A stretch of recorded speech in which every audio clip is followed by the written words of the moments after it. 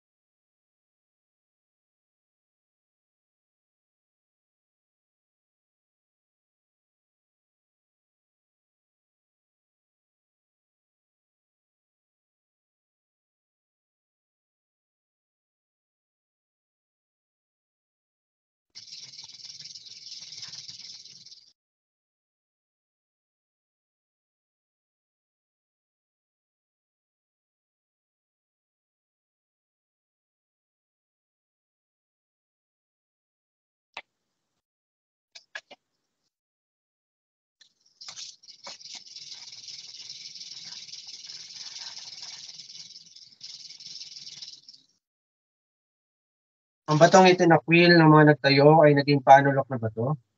Ito ang gawa ng Panginoon. Ito ay kagilagilala sa ating mga mata. Ito ang araw ng Panginoon ang gumawa. Tayo magalak at matuwa. Mga minamahal sa ating Panginoon Kristo, ang ating saklolo ay nasa pangalan ni Jehovah na siyang may lalang ng langit at lupa. Panalangin natin ang biyaya, kahabagan at kapayapaan ng Diyos Ama at Kristo Jesus na ating Panginoon. Kasama ng pagkilos ng Espiritu Santo ay sumaatin nawang lahat. Amen.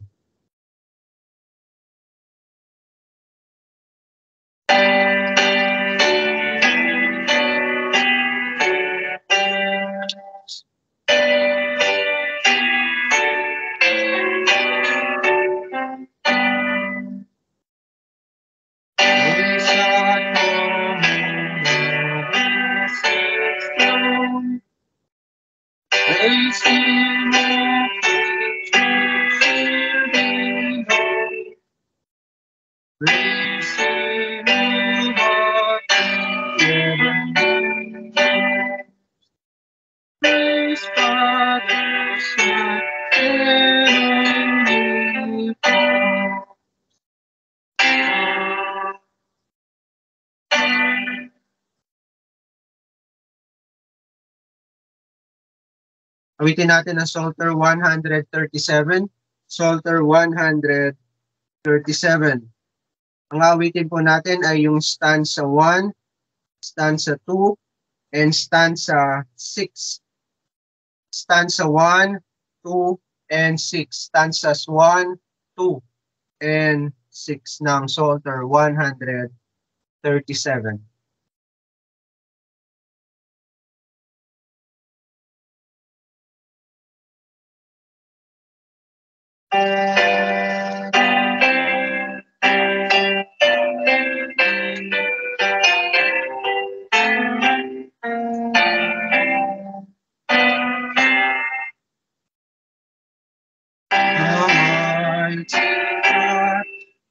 Jehovah speaks, and calls singers from sea to sea.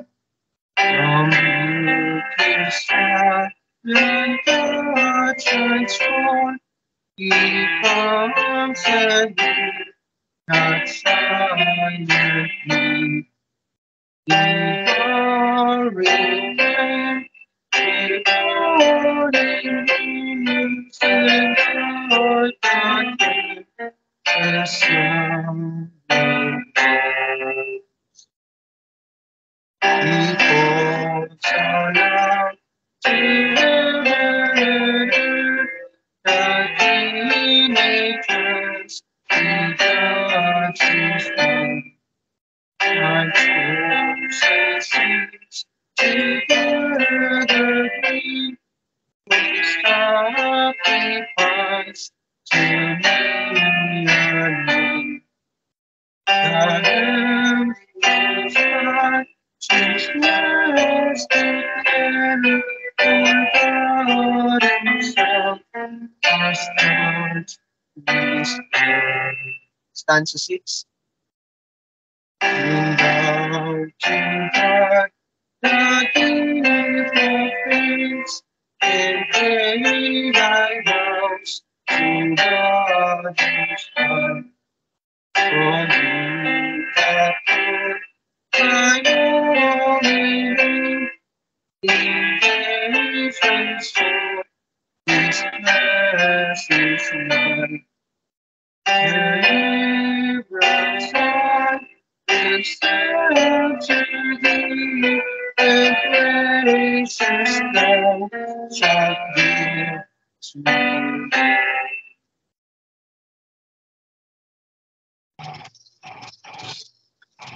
Ngayon po ating sabay-sabay bigkasin ang ating pananampalatayang Kristyano na nakabuod sa ating Apostles' Creed. Ito ay banggitin natin at sambitin natin na nagmumula sa ating mga puso. I believe in God the Father Almighty, maker of heaven and earth, and in Jesus Christ, his only begotten Son, our Lord, who was conceived by the Holy Spirit, born of the Virgin Mary, suffered under Pontius Pilate, was crucified, dead and buried. He descended into hell. The third day he rose again from the dead. He ascended into heaven and seated at the right hand of God the Father Almighty. From thence he shall come to judge the living and the dead. I believe in the Holy Spirit. I believe in Holy Catholic Church, the communion of saints, the forgiveness of sins, the resurrection of the body, and the life everlasting. Amen. Ating awitin ang Psalter 14. Psalter 14, 1-4. Psalter 14. Ang ating pong aawitin ay yung stanza 1 and 2. Stanza 1 and 2 ng Psalter 14.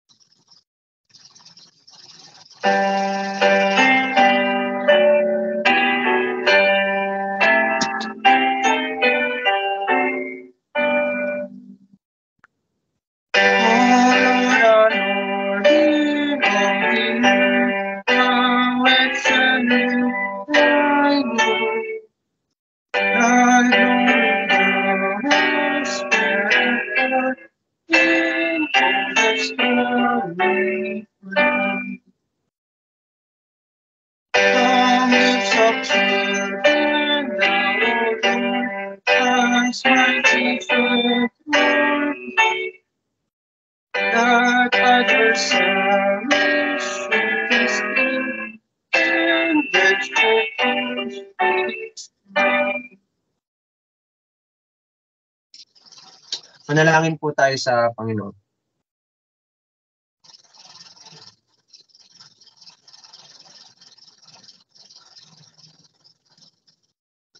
Ama naming Diyos na makapangyarihan sa lahat, ikaw po nakataas-taasan at walang hanggan. Ikaw na sa iyong kamahalan ay inyo pong pinangyayari ang lahat ng bagay at lahat ng bagay ay naglilingkod para sa inyo pong kalooban. Ikaw na sa inyo pong pagkumpas ay nagaganap ang lahat ng bagay at ikaw lamang ang nakakagawa noon. Ikaw lamang ang nakakagawa ng lahat ng mga kagilagilalas na mga gawain. Mula sa walang pasimula hanggang sa aming kasaysayan, maging sa aming nakaraan, kasalukuyan at sa hinaharap, hanggang sa katapus-tapusan ng lahat ng bagay. Ikaw ang siyang makapangyarihang Diyos na pinangyayari ang lahat ng bagay. Ang buhay man o kamatayan ay nasa iyong kamay, kalusugan man o maging ang kalakasan, maging ang karamdaman ay nasa iyong kamay. Ang taghirap man o kasaganahan, ikaw ang nagpapangyari ang lahat ng ito. At maging ang lahat ng bagay patungkol sa aming iglesia. Maging ang kinakasangkutan naming controversy, maging sa abroad, sa Amerika, patungkol sa pananampalataya, patungkol sa mga mabubuting gawa, patungkol sa pagsisisi ng kasalanan, at maging ang patungkol sa Christian school.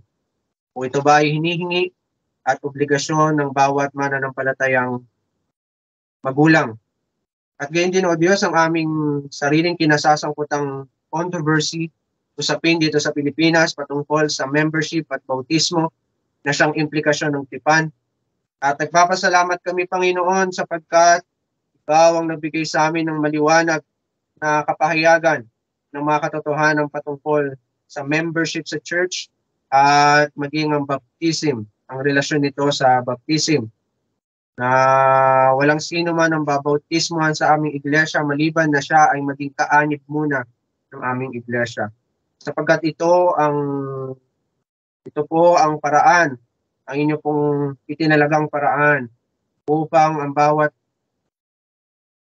bawat mananampalataya ay maging kabilang ng aming iglesia. Ito man ay sa pamagitan ng public confession of faith o sa pamagitan ng announcement ng kanyang pangalan o maging sa pamagitan ng bautismo. Kayo po ang nagpapanatili ng kabanalan namin. Kayo ang nagpapanatili ng kadalisayan ng iglesia na inyo pong itinalaga na ang aming membership ay dumaan sa tamang proseso sang-ayon sa mga mabubuting katotohanan na nakapaloob sa aming Reformed Confession at maging lalo tigit sa Biblia. Na ang lahat ng prinsipyo ng aming ginagawa sa iglesia ay sang-ayon sa inyo pong salita. At hindi namin itinataas ang confession na parang ito ay kapantay ng Biblia. Hindi namin itinataas ang confession na para bang ito ay mas mataas kaysa sa kung ano ang sinasabi ng Biblia. At kami ay naniniwala at naninindigan bilang isang iglesia ng aming Reformed Confession at maging ang iba pang mga creed ay sumasang-ayong lubos sa kung ano ang tinuturo ng Biblia. Kaya ito ay may otoridad sa aming iglesia bilang isang Reformed Church nang hindi isinasawalang bahala ang kadalisayan at otoridad ng Biblia. Nawa, O Diyos, pag-ingatan mo kami na ituring namin na ang aming Reformed Confession ay kapantay ng Biblia. Ingatan mo kami sa pagkakamaling ito. Kundi, bigyan namin ng halaga ang aming Reformed Confession, hindi man kapantay ng Biblia, ngunit aming pamana o aming tinamong pamana mula sa iyo. Bilang ang mga naunang mga iglesia at mananampalataya ay nagbuhos ng kanilang dugo, nagbuwis ng kanilang dugo, at maging ginugol ang kanilang oras upang ang mga katotohanan ito ay magkaroon ng sistema at kaayusan, bilang ang mga katotohanan ito ay nakapasaloob din sa inyo pong mga salita. Na ang otoridad nito ay hindi nanggagaling sa tao, kundi ang otoridad nito ay nanggagaling lamang sa Biblia. At kung maaari, ito ay laging nakapasailalim sa pagsusuri ng Biblia, sa pagsusuri ng salita ng Diyos. At kami ay naniniwala na ang aming Reformed Creeds ang siyang nagbibigay kapahulugan sa Biblia, na binibigyan linaw nito ang mga katuruan ng Biblia at mga doktrina ng Biblia. Kaya kami, O Diyos, bilang isang Reformed Church, ay hindi maaari na isawalang bahala namin ang inyong salita, pamagitan ng pagsasawalang bahala namin ng aming Reformed Creeds. Bilang mga mananampalatayang Reformed, napakahalaga sa amin ng aming mga Reformed Creeds sapagkat ito ang inyo pong mga salita. Sapagkat ang mga sa loob dito ay ang mga katotohanan na ikaw rin mismo ang siyang nagsambit sa amin. At hindi namin ilalayo ang aming mga sarili sa katotohanan ito at babalik kami sa kahangalan. Kundi lagi kami makikinig sa mga katotohanan ito sapagkat ito rin ang inyong pong tinig. Sapagkat kung nasaan ang inyong pong katotohanan ay naroon ang inyong pong tinig na naririnig ng malinaw. Sapagkat ikaw na aming Diyos ay ipinahayag po ninyo inyong sarili sa pamagitan ng aming Panginoon Kristo at sa pamagitan ng kanyang Espiritu, ang Espiritu ng katotohanan ang siyang kumikilos ngayon sa aming kalagitnaan. Upang kami ay magsalo-salo sa iisang katotohanan, iisang bautismo, at iisang katotohanan, iisang kapahayagan ng pananampalataya. Kaya kami, Panginoon, ay nagpapasalamat sa iyo sapagkat kami ay iningatan niyo sa kasinungalingan ng aming dating iglesia na napakarami nilang mga bulaang mananampalataya at ito ay sa kadahilanan na sila ay pinamumunuan ng mga bulaang mangangaral na pinamamahalaan nila ang iglesia sa pamagitan ng kasinungalingan at ang mahalaga sa kanila ang reputasyon ng tao at ang karunungan ng tao. Kanilang ibinawaksi ang kabanalan at kanilang kinukonsinti ang kasamaan at kanilang isinasawalang bahala ang pamanang reform, ang mga doktrinang reform, pamagitan ng pagsasawalang bahala sa otoridad ng Reform Creeds. At nagpapasalamat kami, Panginoon, sapagkat kami ay inyo po iniligtas mula sa dati naming iglesia. At kami ay tinipon nyo bilang isang iglesyang reform. At kung inyo lamang po loloobin ay magiging kaisa rin kami ng mga mananampalataya pa sa ibang bansa, maging aming mga kapatid sa Singapore at maging sa Amerika. Bilangin namin, Panginoon, na paigtingin nyo ang aming pagkakaisa sa pamagitan lamang ng inyong pong mga katotohanan. Palakasin niyo po sila habang sila ay nakikipaglaban para sa katotohanan. Patatagin niyo ang mga pastor, maging ang mga elder at mga diakono na siyang patuloy na nananampalataya at naninindigan sa iisang katotohanan na aming tinitindigan. Patawarin mo kami, Panginoon, sa aming mga pagkakasala.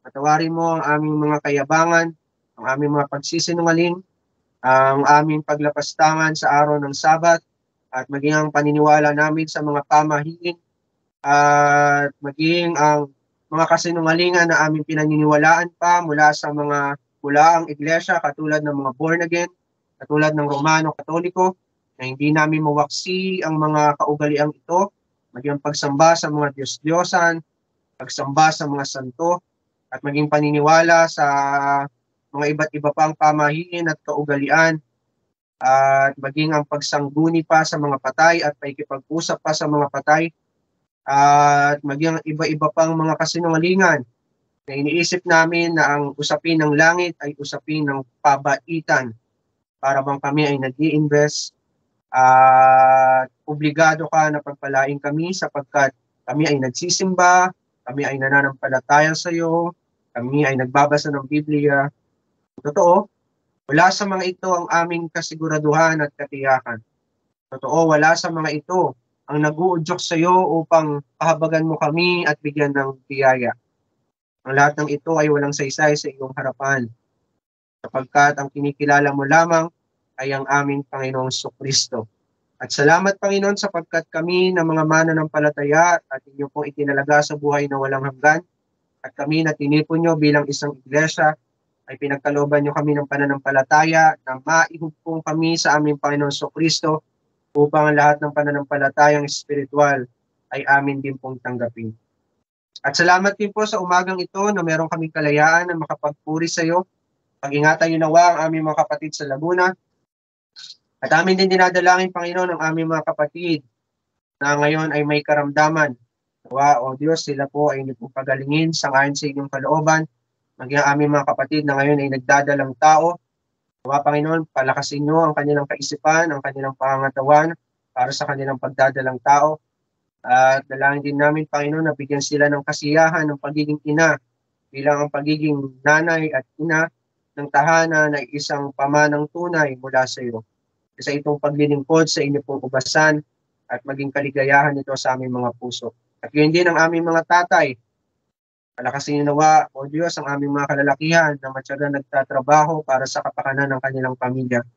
At bigyan din niyo nawa sila, O Diyos, ng palagiang pagnanais na ihatid lagi ang kanilang pamilya, ang kanilang sambahayan tungo sa paglilingkod sa iyo sa pamagitan ng mga family devotion at sa kanilang mga personal devotion. Kailangan namin, O Diyos, na sila ay maging tapat sa kanilang tungkulin na ito. At dalangin din namin, Panginoon, ang aming mga kapatid na ngayon ay nagnenegosyo.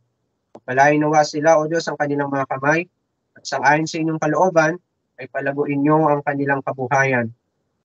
At amin din dinadalangin, Panginoon, ang pangaral ng Ebanghelyo Tawagin niyo po ay inyo po mga hinirang sa lugar nito at itaboy niyo po ang mga hindi mananampalataya. Patigasin niyo nawa ang puso nila nang sila ay hindi maihalo sa amin at dalangin namin na tawagin po ninyo ang inyo po mga hinirang at sila ay maging kasapi ng aming iglesia. Ang lahat na ito, O Diyos, ay aming dinadalangin sapagkat ikaw lamang ang may kapangyarihan, kaluwalhatian at sa iyo lamang ang buong kaharian. At ang lahat ng ito ay dinadalangin namin sa tanging pangalan ni Jesus. Amen. Awitin natin ang Psalter 242. Psalter 242.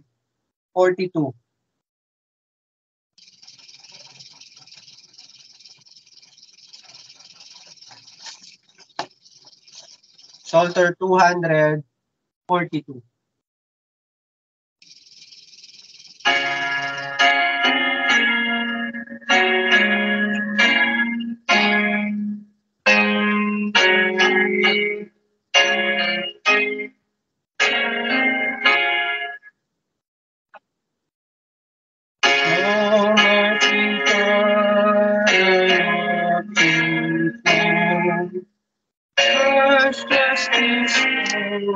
Its cornerstone, and shining bright before thy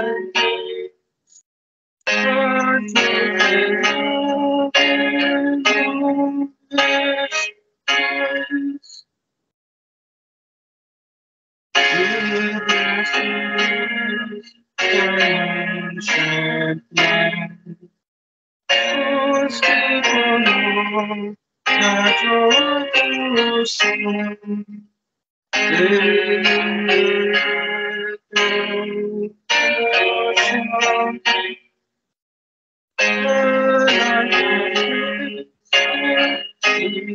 but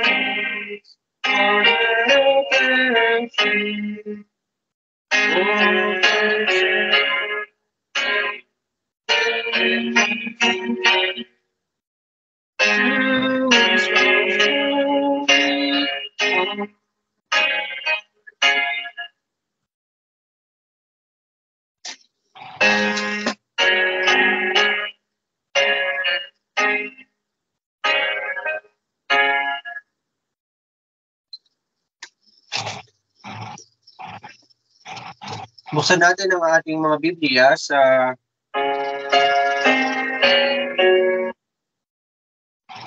Psalm 85. Psalm chapter 85. Babasahin po natin yung buong kabanata ng Psalm 85.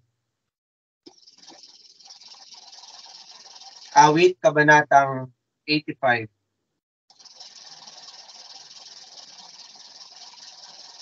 Babasahin po natin ang buong kabanata.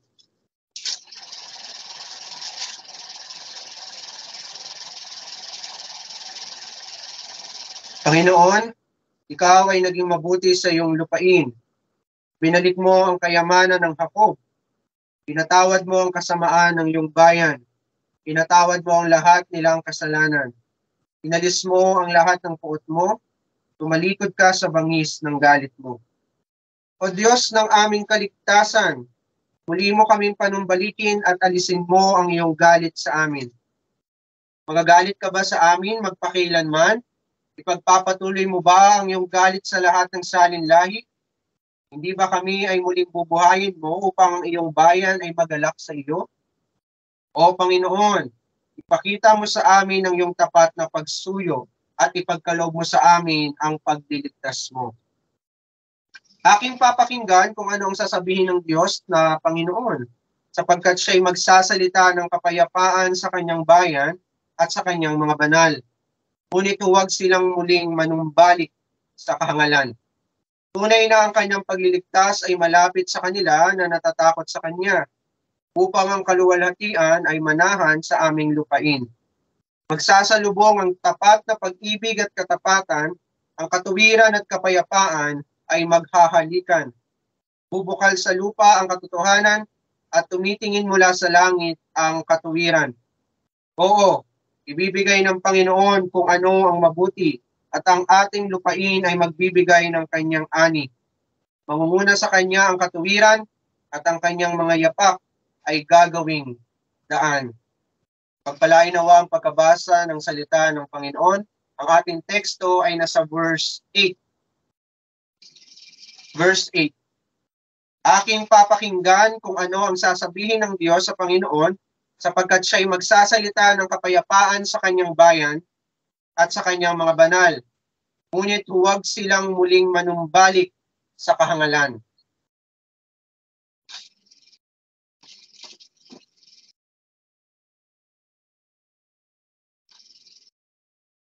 Mga minamahal sa ating Panginoong Kristo, ang Diyos ay laging tapat sa kanyang mga salita.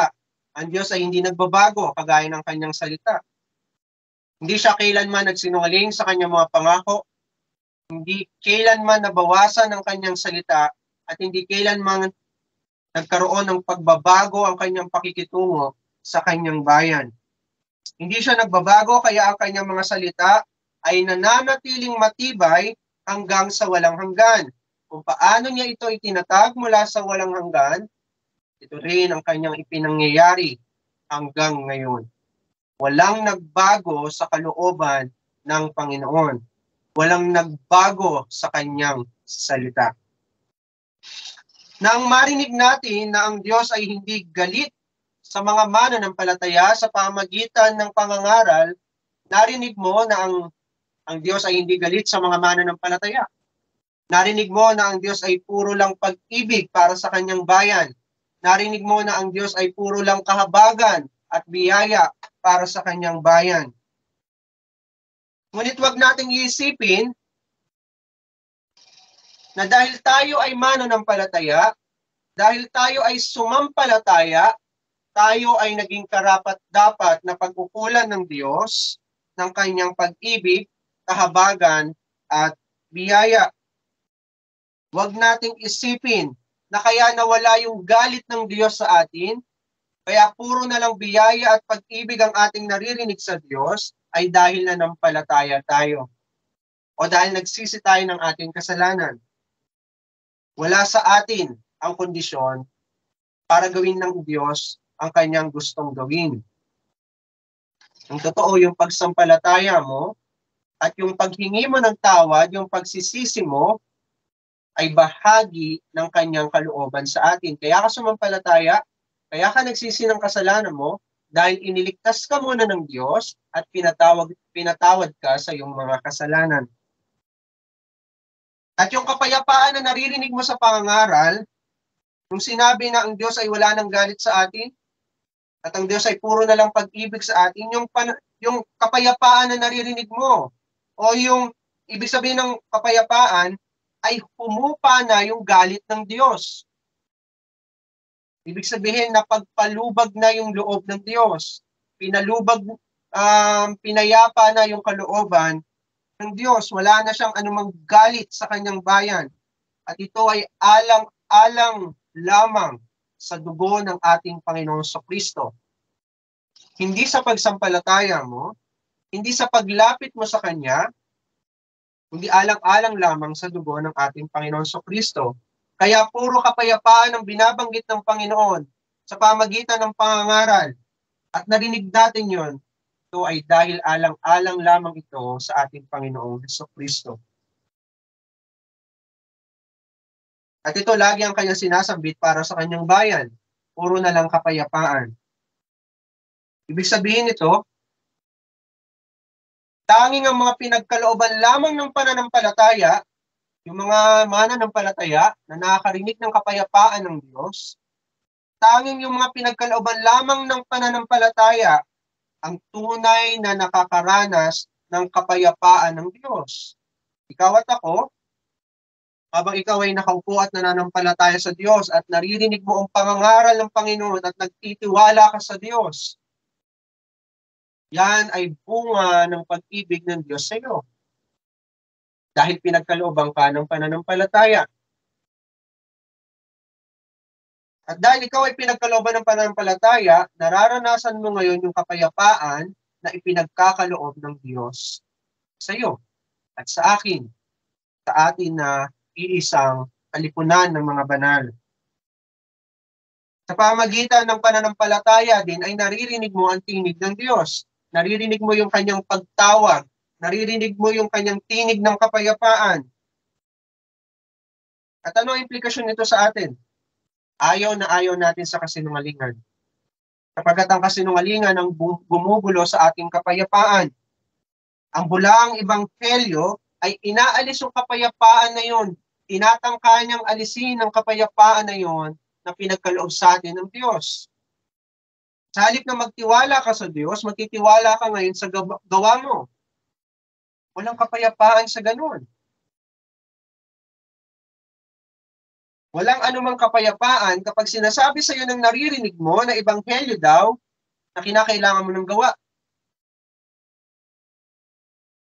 Kahit ano pang ganda ng pagsasalita ng pare o ng pastor o maging ng mga reformed minister, basta sinabi nila na may kinakailangan kang gawin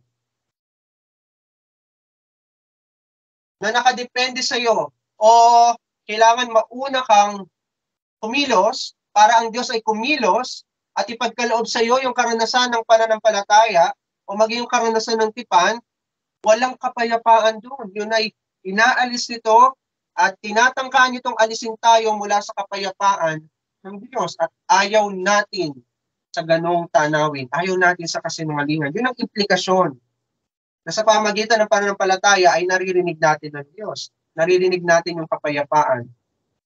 Ayaw natin sa kasinungalingan. Ginugulo ng kasinungalingan ng katotohanan ang Diyos ay Diyos ng kapayapaan alang-alang kay Kristo. Yun ang ginugulo ng kasinungalingan.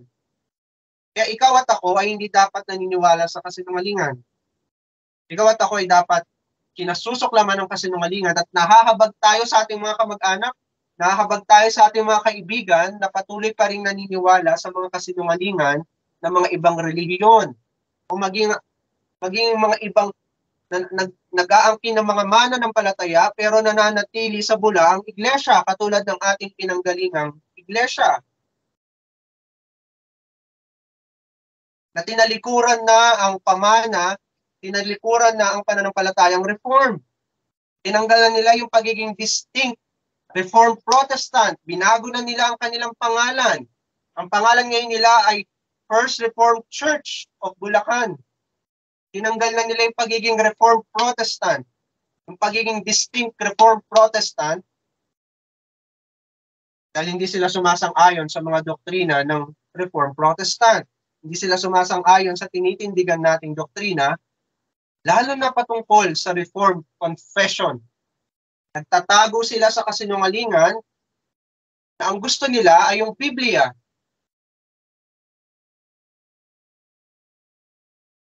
Nagtatago sila sa ganong kasinungalingan. At iniisip nila sila ay naglilingkod sa Diyos kapag ginagawa nila yon. Pero mahabag tayo sa mga naniniwala pa rin sa mga ganong bulaang iglesia. Sapagkat walang kapayapaan sa ganon. Walang kapayapaan sa kasinungalingan. Pagkatapos mong marinig ang katotohanan, huwag ka nang babalik sa kasinungalingan. Kahit magalit ang kamag-anak mo, kahit magalit yung asawa mo, kahit magalit na yung pinakamalapit mong kaibigan.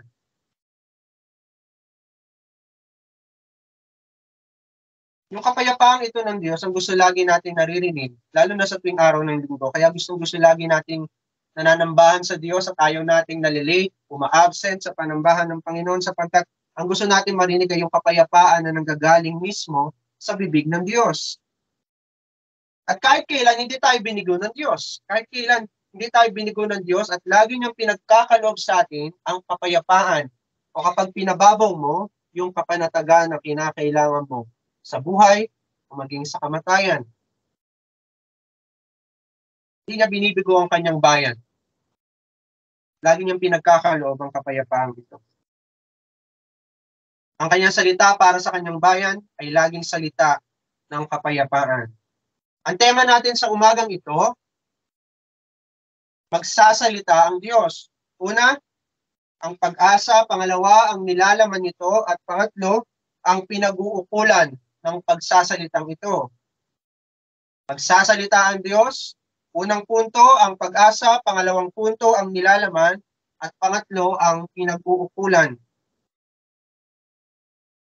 Kung babasahin muli natin ang ating teksto, para mas maunawaan natin at mas tumatak sa ating isipan ng sinasabi ng teksto, aking papakinggan kung ano ang sasabihin ng Diyos na Panginoon, sapagkat siya'y magsasalita ng kapayapaan sa kanyang bayan at sa kanyang mga banal, ngunit huwag silang muling manumbalik sa kahangalan.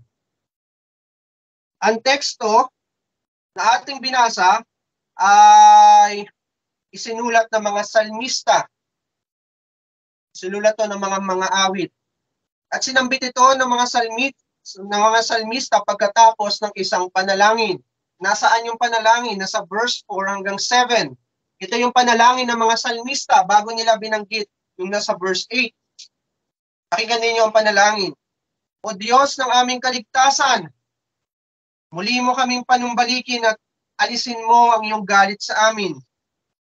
Magagalit ka ba sa amin magpakilanman? Ipagpapatuloy mo ba ang iyong galit sa lahat ng salinlahi? Hindi ba kami ay muling bubuhayin mo upang iyong bayan ay magalak sa iyo? O Panginoon, ipakita mo sa amin ang iyong tapat na pagsuyo at ipagkaloob mo sa amin ang pagliligtas mo o ang kaligtasan mo. Pagkatapos ng isang panalangin ay sinambit nila yung nasa verse 8. Papakinggan ko ang pagsasalita ng Diyos. Aking papakinggan ko anong sasabihin ng Diyos na aking Panginoon. Isa itong panalangin na naglalaman ng mga katanungan mula verse 4 hanggang 7.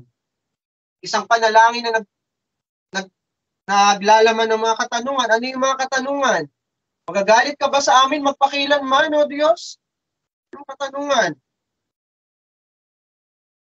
Ipagpapatuloy mo ba ang iyong galit sa lahat ng salinlahi? Yun yung mga katanungan na nilalaman ng panalangin. At ito ay pumapatungkol sa puot at pagliligtas ng Diyos. Ibig sabihin, ang hinahanap ng salmista, yung sumulat ng Psalm 85, ay kung ano yung tugon ng Diyos patungkol sa kanyang panalangin. Kung ano ang tugon ng Diyos.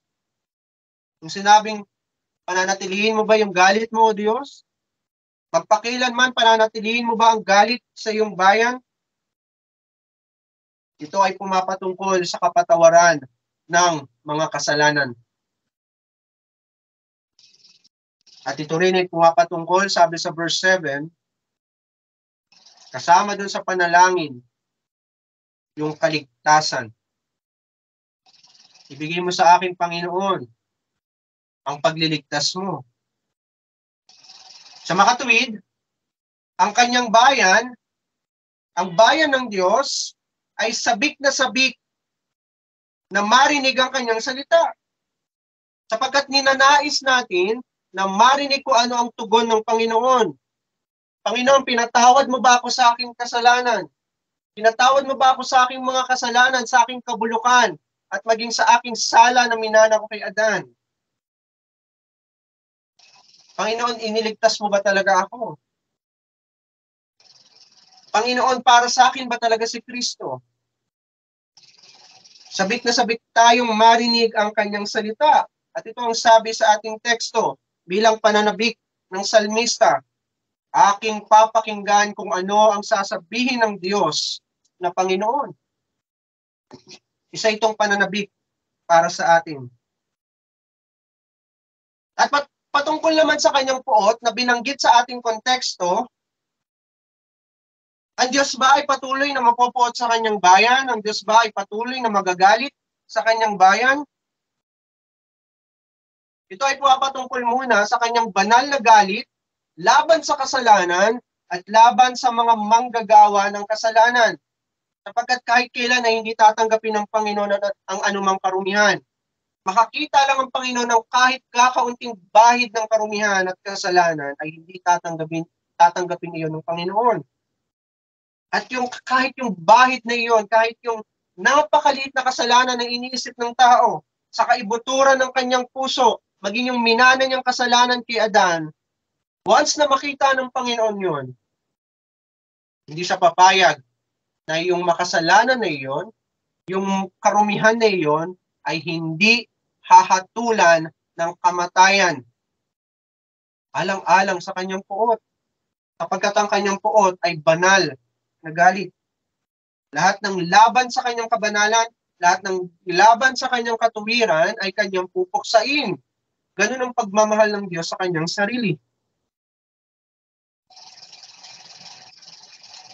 Bilang mga makasalanan, mga minamahal, ikaw at ako ay makasalanan. Araw-araw natin alam yan. At laging pinapaalala sa atin yan sa pangangaral. Alam natin na tayo ay makasalanan.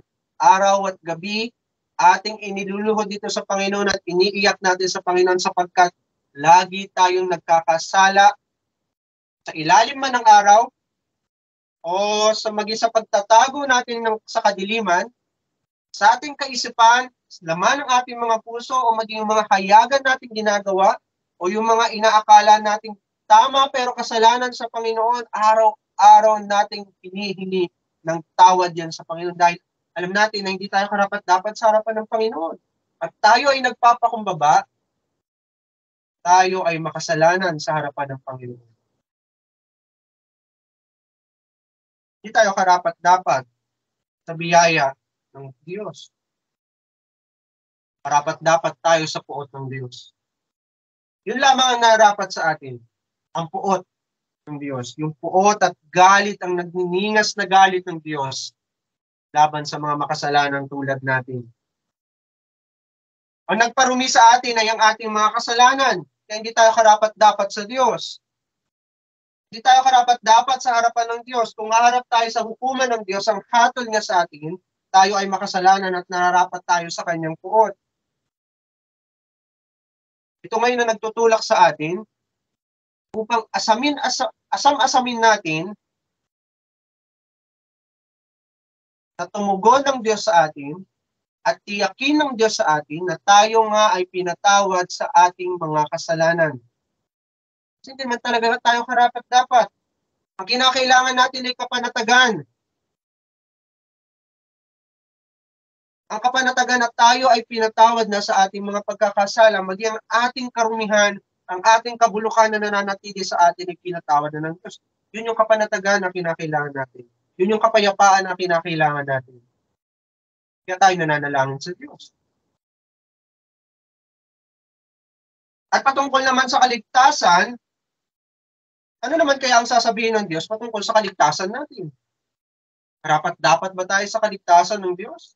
Karapat-dapat ba tayo na tayo ay hanguin mula sa kapighatian at tayo ay dalhin sa kaluwalhatian? Karapat-dapat ba talaga tayo doon? Alam ng salmista na kapag napagpalubag na ang loob ng Diyos, ang galit ng Diyos, ang ibig sabihin nun ay kaligtasan. Nangangahulugan na kapag pumupa na ang galit ng Diyos, kapag nabigyan na ng kapayapaan ang galit ng Diyos, ang ibig sabihin nun ay kaligtasan.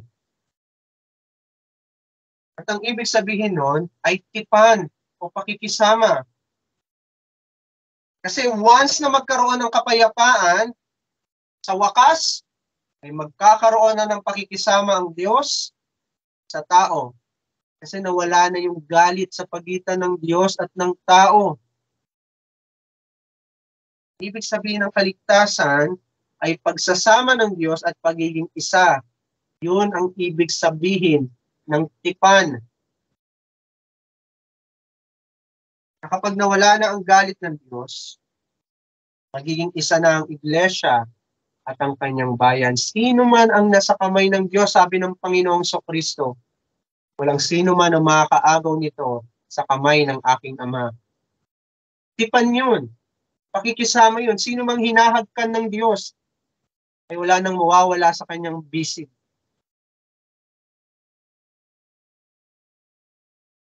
Ito ang ibig sabihin kapag napagpalubag na ang galit ng Diyos, kapag humupa na ang galit ng Diyos, ang ibig sabihin nito ay kaligtasan at pakikisama ng Diyos sa kanyang bayan.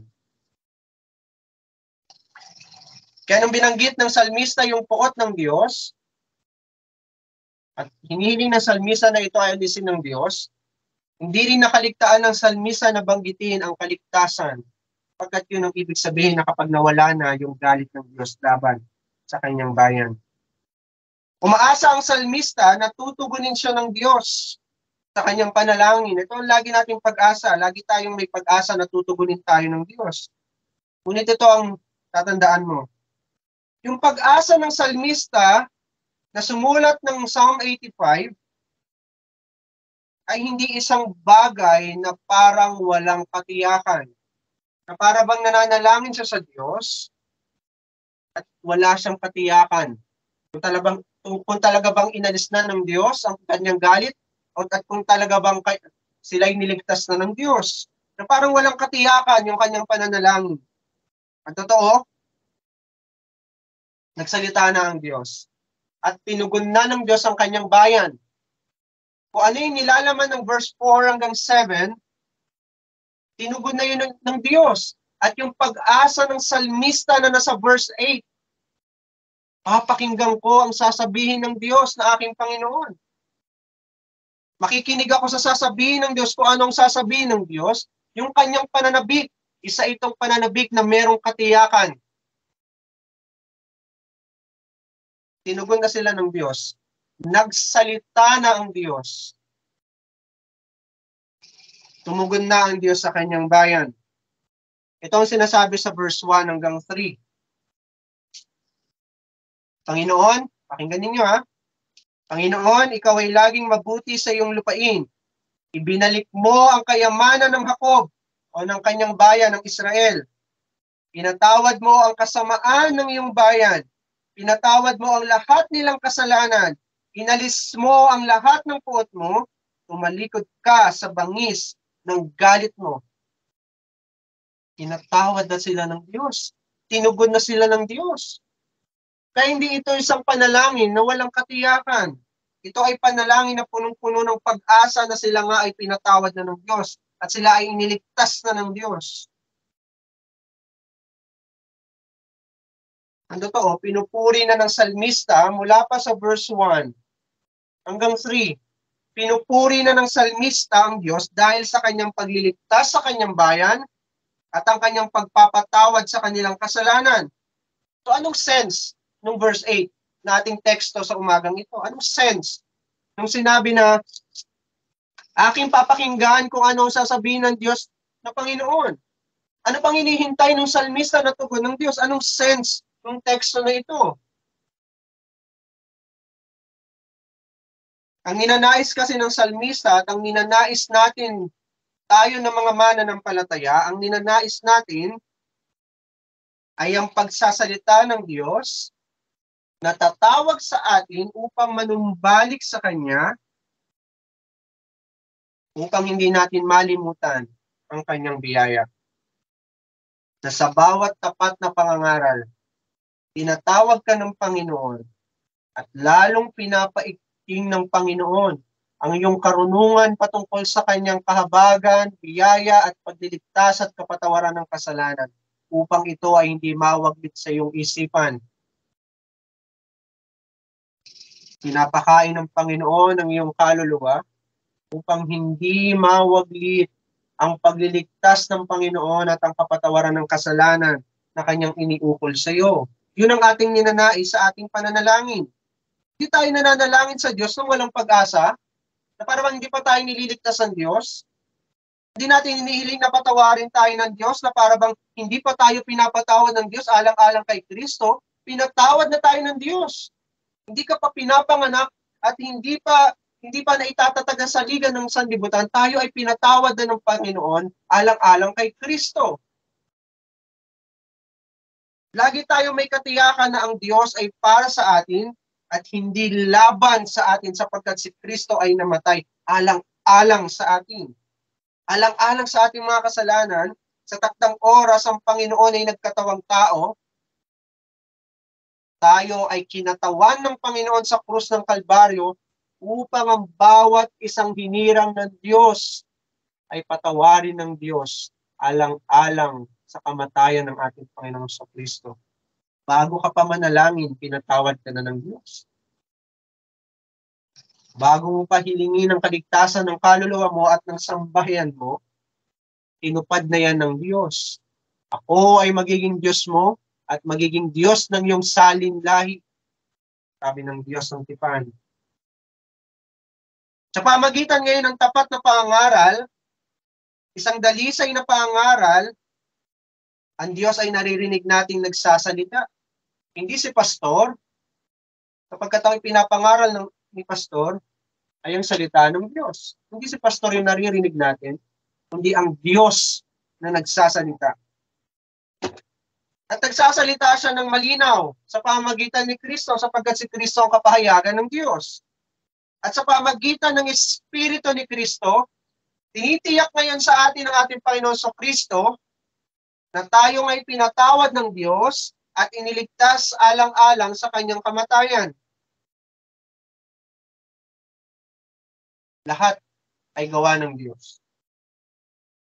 Nagsalita ang Diyos sa pamagitan ni Kristo at sa pamagitan ng Espiritu ni Kristo, tinitiyak sa ating puso na lahat ng narinig mong salita ng Diyos patungkol sa kapatawaran ng kasalanan, patungkol sa kaligtasan, pagpapawalang sala ng Diyos, pagpapabanal ng Diyos, at sa kaluwalhatian na kanyang igagawad sa atin,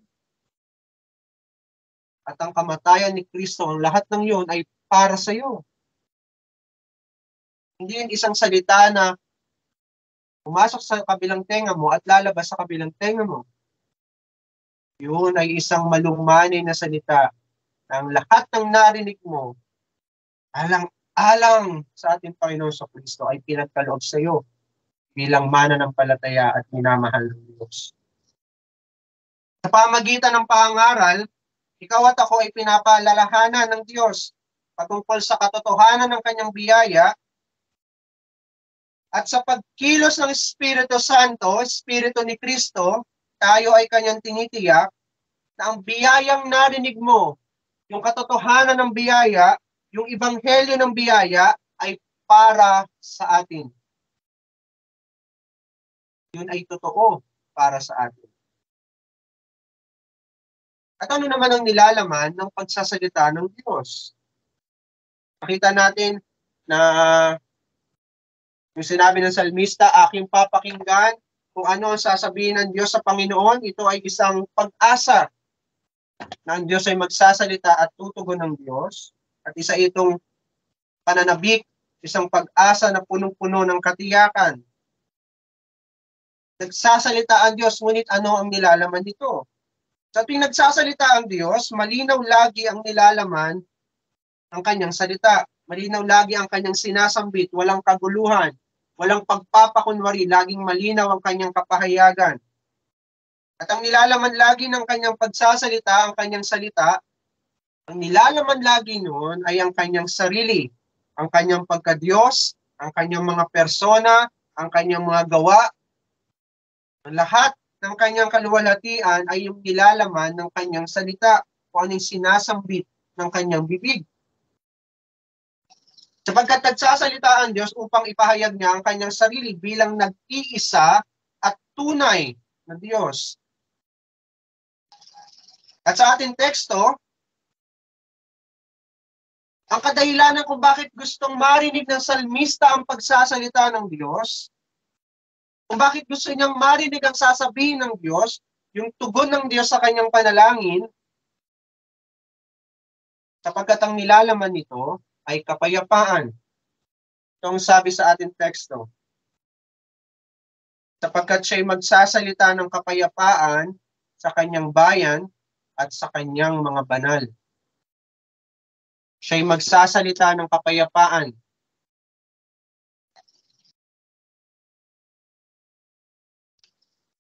Nung tayo ay mahulog sa kasalanan sa pamagitan ni Adan, ang pagsasalita ng Diyos ay nag-iba.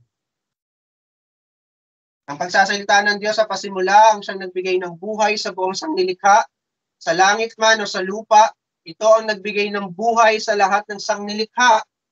Sa lahat ng may buhay, ang salita ng Diyos ang siyang nagbigay ng buhay sa lahat ng iyon. At ang buong sangnilikha ay nagpapahayag ng malinaw na merong nag-iisa at tunay na Diyos na siyang may lalang ng langit at lupa.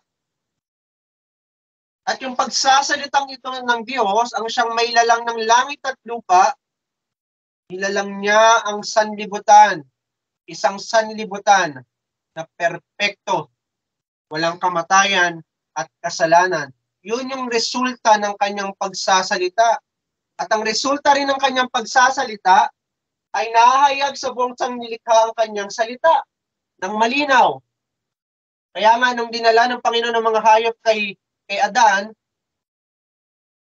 nakita ni Adan ng malinaw kung anong ipapangalan sa mga hayop na iyon. Sapagkat ang buong sangnilikha ay nagpapahayag ng buong kalooban ng Panginoon, nagpapahayag ng kalooban ng Panginoon at ng salita ng Diyos ng malinaw. Yun ang salita ng Diyos noong una. Yan ang siya nagsalita. Malinaw na nagsasalita ang Diyos. Malinaw na nagsasalita ang buong sangnilikha. Ngunit nang pumasok ang kasalanan, nag-iba na ang pagsasalita ng Diyos. Kung dati, makikita mo sa buong sangnilikha na ang Diyos ay tunay na Diyos, ang Diyos ay siyang Diyos ng tipan, ang Diyos ay siyang dakilang manlilikha. Nung pumasok ang kasalanan sa sanlibutan, nagsalita ang Diyos ng digmaan. Nag-iba ang salita ng Diyos dahil sa kasalanan. Hindi dahil merong pag-iiba sa Diyos, hindi dahil ang Diyos ay nagbabago. Nag-iba ang kanyang pananalita, ang kanyang pakikitungo sa tao. Kung dati ay puro biyaya, nag-iba ang kanyang pakikitungo sa tao at nagkaroon ito ng kapuotan, nagkaroon ito ng puot, nagkaroon ito ng galit. Ngunit hindi nagbago ang kanyang biyaya para sa kanyang bayan. Nagsalita ngayon ang Diyos ng digmaan. Lahat ngayon ng sanlilikha ay nagpapahayag ng kahatulan ng Diyos. Ang paghatol ng Diyos sa kasalanan at paghatol ng Diyos sa lahat ng manggagawa ng kasalanan, walang anuman sa buong sanlilikha ang magliligtas sa atin mula sa puot ng Panginoon. Ang makikita mo sa buong sanlilikha ay kahatulan ng Diyos. Ngunit sa ating teksto, mga minamahal, ang pag-asa ng kanyang bayan ay ang kalooban ng Diyos na magsalita ng kapayapaan sa atin. Ang sabi, magsasalita ng kapayapaan sa kanyang bayan at sa kanyang mga banal. Yun ang ating kapanatagan, yun ang ating pag-asa na ang Diyos ay magsasalita ng kapayapaan sa atin. Ang kapayapaan ay ibang-iba sa digmaan. Yung dating sinabi ng Panginoon na magkakaroon ng digmaan sa pagitan ng binhi ng babae at sa pagitan ng binhi ng serpente, ibang-iba ito sa kapayapaan ay pinapahayag ng Diyos para sa kanyang bayan at hindi ito nag-iba. Laging kapayapaan ang dala ng Diyos para sa kanyang bayan. At ang ibig sabihin ng kapayapaan ay kaayusan, tunay na pakikisama. Pag meron kang kapayapaan sa kamag-anak mo o sa asawa mo, meron kayong kaayusan. Maganda ang pakikisama nyo sa isa't isa kasi wala kayong pag-aaway, wala kayong paglalabanan. Kabaliktaran ng kapayapaan lagi, ang digmaan. Kapag meron digmaan, walang kapayapaan. Kapag meron kapayapaan, walang digmaan. At ang kapayapaang ito na dinideklara niya sa kanyang bayan, isa itong patunay na siya ay Diyos ng pakikisama, siya ay Diyos ng tipan. Nais na lagi ay makasama ang kanyang bayan. Ito ay masasalamin din sa ating teksto na siya ay Diyos ng tipan. Nung tinawag ng salmista ang Diyos bilang Panginoon o sa original ay Jehovah. Ito ang sabi, aking papakinggan kung anong sasabihin ng Diyos na Panginoon, all caps. Sa original, Ito ay Jehovah, si Jehovah na Diyos ng tipan o Diyos ng pakikisama. Siya ang Diyos ng tipan na hindi nagbabago. Siya ang Diyos ng tipan na nagsalita ng ating kapayapaan, nagsalita sa atin ng kapayapaan. Habang naririnig mo siya sa pangangaral ng Ebanghelyo, ang naririnig mo ay ang Diyos ng tipan. Lagi mong naririnig ay ang kapayapaan na kanyang daladala. Hindi digmaan. Tapos na ang digmaan. Kahit kailan ay wala na siyang pakikidigma sa atin. Ang lagi niyang dala ay kapayapaan. Sa pangangaral ang ating inaasahan ay ang Diyos ng kapayapaan. Kaya ka nakaupo dyan ngayon. Kaya ka matyagang nakikinig ng salita ng Diyos. Dahil ang inaasam-asam mo ay ang Diyos ng kapayapaan na magsasalita sa harapan mo ngayon. Ninanais natin na marinig ang Diyos ng kapayapaan sapagkat tinapos na niya ang digmaan laban sa kanyang bayan. Kanya tinapos doon sa krus ng Kalbaryo. Doon sa krus ni Kristo bilang pagpapakita, bilang pagpapatunay ng kanyang walang hanggang pag-ibig para sa atin. Kaya namatay si Kristo sa krus ng Kalbaryo dahil iniibig tayo ng Diyos. Ang nilalaman ngayon ng pangangaral ay pagpapawalang sala sa atin ng Diyos, na tayo ay pinatawad na ng Diyos sa ating mga kasalanan sa pamagitan ng dugo ng ating Panginoong Kristo na kanyang binuhos sa bawat isang mananampalataya, sa bawat hinirang ng Diyos. Ang nilalaman ng pagsasalita ng Diyos ay si Kristo mismo. Kapag naririnig mo ang Diyos na nagsasalita sa harapan mo sa pamagitan ng pangangaral, ang nilalaman lagi nun ay ang ating Panginoong Kristo, ang ating kapayapaan. Ang nilalaman nun at ang daladala lagi at sinasabi lagi ng Panginoon, magkaroon ka ng kapayapaan, alang-alang sa aking anak, alang-alang kay Kristo na namatay para sa iyo. Ang pagsasalita ng Diyos ay ang kapahayagan ng kanyang walang hanggang pagpapasya. Kapag naririnig mo ang Diyos na nagsasalita at nagsasalita siya ng kapayapaan, yun ay dahil yun ang kanyang ipinasya mula pa sa walang pasimula. Yung kapayapaan ay kanyang itinalaga para sa kanyang bayan. Ito ay tinalaga niyang sasabihin para sa kanyang bayan. Ibig sabihin, kapag nagsasalita siya ng kapayapaan, yun mismo ang kanyang ipinasya. Yun mismo ang kanyang kalooban. At sa kanyang pagtatalaga ng kapayapaan sa atin, kanyang itinalaga si Kristo bilang kapahayagan ng kapayapaang ito. Tinalaga niya ang kapayapaan at si Kristo ang kapahayagan at itinalaga ng Diyos na kapahayagan ng kapayapaang ito. Si Kristo lamang ang kapayapaan. Si Kristo lamang ang kapahayagan ng kapayapaang ito. Wala nang iba.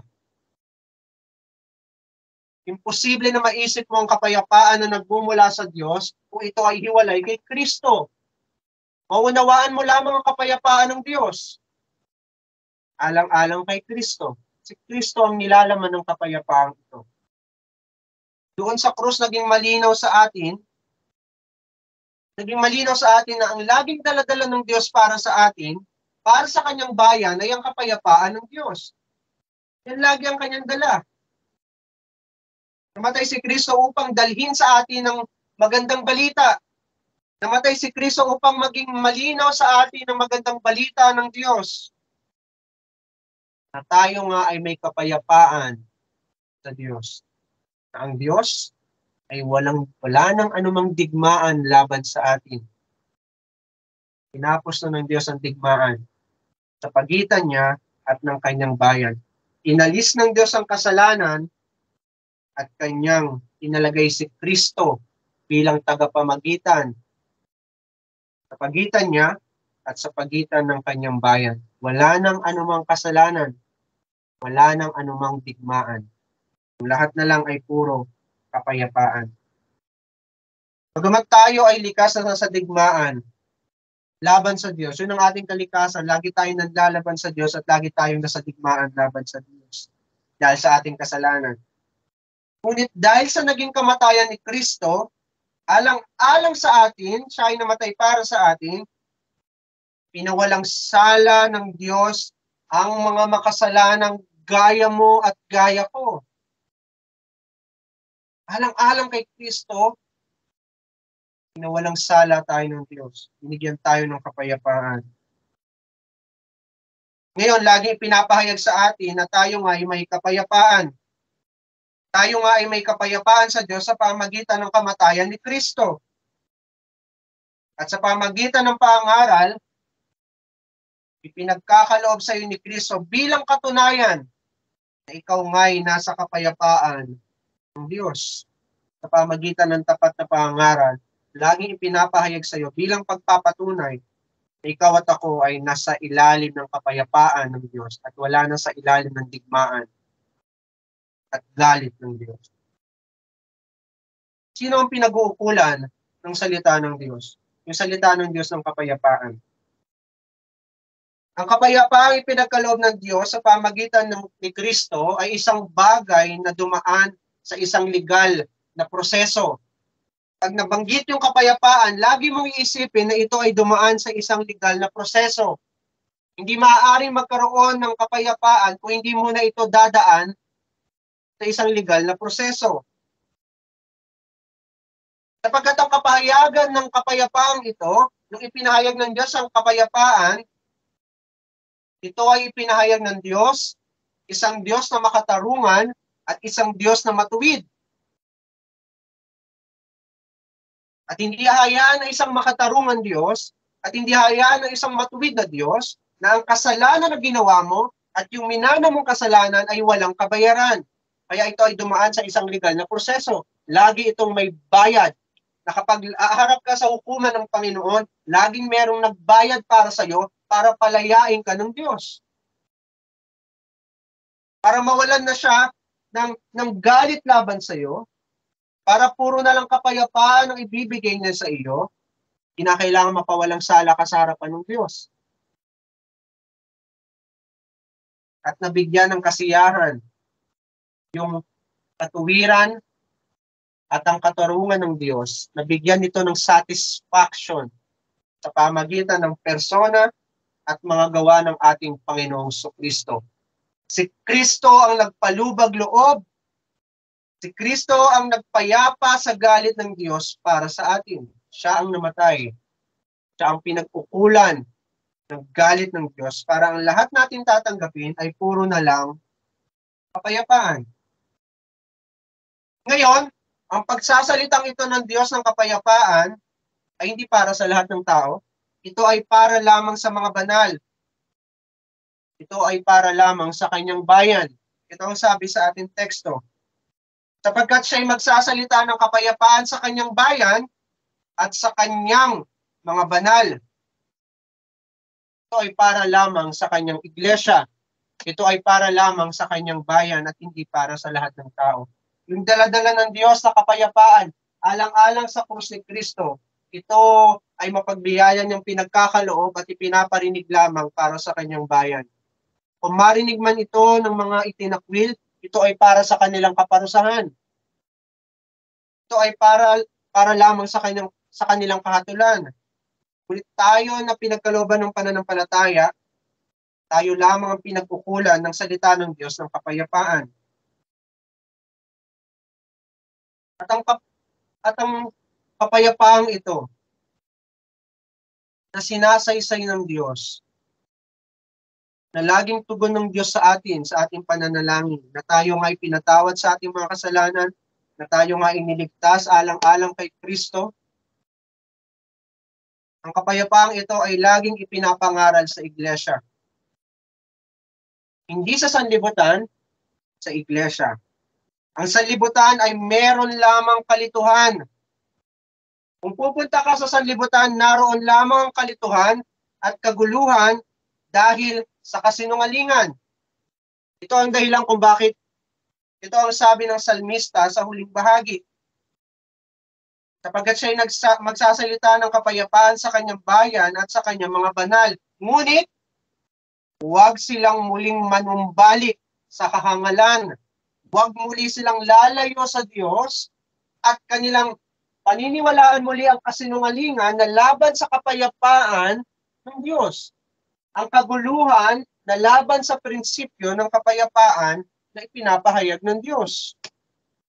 Ito ang dahilan kung bakit pinapaalalahanan lagi ang iglesia na huwag lumayo sa salita ng Diyos. Walang kapayapaan sa labas ng iglesia, mga minamahal. Narito sa iglesia ang tapat na pangangaral. At kung wala dito ang tapat na pangangaral, malaya kayong umalis ng iglesia, malaya kayong humanap ng isang tapat na iglesia. Ngunit habang narito ang tapat na pangangaral, habang narito si Kristo at nangangaral sa atin, walang kapayapaan sa labas ng iglesia. Ang kapayapaan ay narito sapagkat dito ipinapahayag si Kristo. Sapagkat sa iglesia lamang nagsasalita ang Diyos, hindi sa sanlibutan, hindi sa mga bulaang iglesia. Ang Diyos ay nagpapahayag ng kapayapaan sa harapan ng kanyang bayan sa pamagitan ng kanyang iglesia. Narito sa iglesia, si Kristo bilang dakilang propeta ng Diyos. Si Kristo ang nagsasalita sa atin tuwing araw ng linggo. Si Kristo ang siyang nagbibigay ng kapayapaang ito kapagkat ito ay binili ni Kristo para sa atin. Alang-alang sa kanyang kamatayan, ang kapayapaang ito ay binili ni Kristo upang ito ay mapagbiyaya niyang ipagkaloob sa bawat isang mananampalataya. Ikaw at ako ay nananabik na marinig lagi ang pagsasalita ng Diyos, sapagkat ang pagsasalita ng Diyos ay laging merong nilalaman na kapayapaan alang-alang kay Kristo. Amen. Ama naming Diyos, salamat po sa inyong pong pagsasalita sa amin sa umagang ito. Pagpalain niyo nawa ang pangaral nito sa aming mga puso at wag nawa ito mawaglit sa amin at lagi naming mahalin ang pangangaral ng Ebanghelyo sapagkat narito si Kristo na nagsasalita sa amin. At mahalin din namin ang aming iglesia sapagkat narito si Kristo na nagsasalita ng kapayapaan para sa amin. Lamang po aming panalangin sa tayong pangalan ni Jesus. Amen. Magkaloob tayo sa Diyos para sa ating benevolence at building fund. Benevolence at building fund.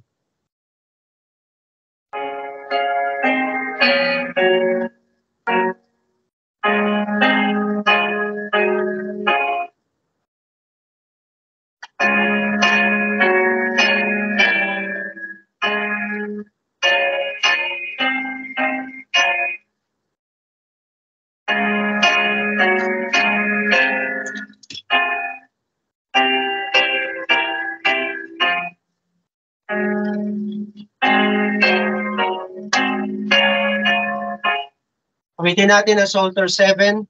Psalter 7. Quieting thoughts. Psalter 7.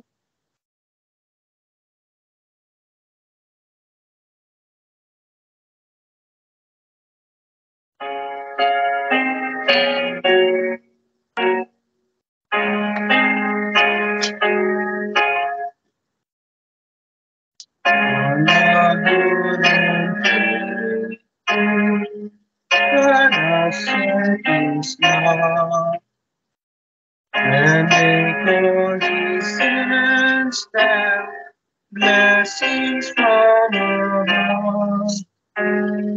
Sun to warm and sing not, feed your heart be still.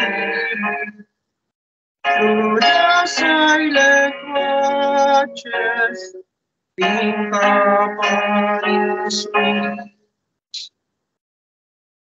And upon God's altar, good and loving deeds. Many Lord be everlasting to supply your needs. And truth and despair, many of the night. But to those that fear Him, God will send His light. In God's love abiding, I have joy in peace. More than all the wicked, know the mountain peace. In this scared confiding, I will swiftly sleep. For the Lord my Savior will in safety lead.